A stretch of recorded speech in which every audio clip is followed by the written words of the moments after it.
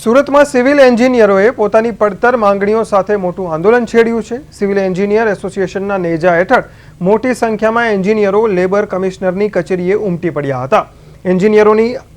એન્જિનિયરોનો આક્ષેપ છે કે સરકારના લેબર એન્ડ એમ્પ્લોય કોડ હોવા છતાં એસી બાંધકામ સાઇટ પર તેમને નિયમિત વેતન, સામાજિક સુરક્ષા અને ઓવરટાઈમ જેવી પાયાની સુવિધાઓથી વંચિત રાખવામાં આવી રહ્યા છે।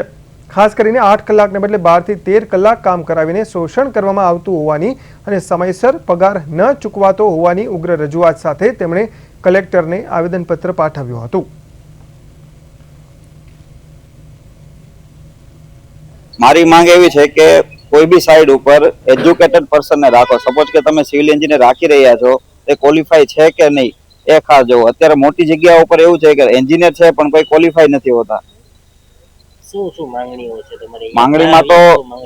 માંગણીમાં તો બધું એવું છે કે સપોઝ કે વીક ઓફ જોઈએ છે, નોર્મલી બધા ફેમિલી લઈને ચાલતા હોય છે, બીજી બધી ફિલ્ડ ઉપર મળે છે તો આમાં કેમ નહીં?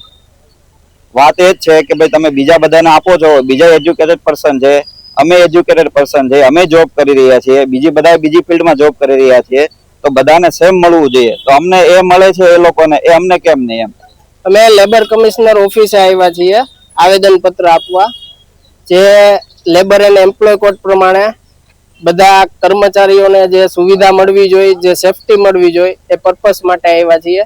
અમને આજ સુધી સિવિલ એન્જિનિયર્સને કે સુપરવાઇઝરોને ક્યારે પણ કોઈ પણ પ્રકારની સેફટી અથવા તો વીકેન્ડ ઓફ કે 8 કલાક કામ કરવાની જગ્યાએ 11 થી 12 કલાક કામ કરીએ છીએ અમે।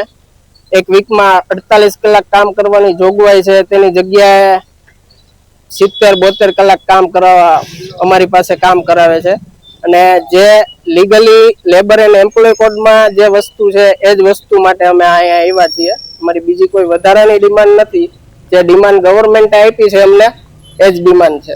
કેટલા લોકો અહીંયા આવે છે તો ડિમાન્ડ નહીં સ્વીકારાય છે? અત્યારે તો અમે અહીંયા 50 વ્યક્તિ આવ્યા છીએ, હજી ઓન ધ વે છે। એટલે હવે જો આગળ ડિમાન્ડ અમારી સ્વીકાર કરવામાં નહીં આવે તો અમે મુખ્યમંત્રીને રજૂઆત કરશું, અને પછી આગળ જો અમારી રજૂઆત સ્વીકાર કરવામાં નહીં આવે તો અમે આંદોલન કરશું।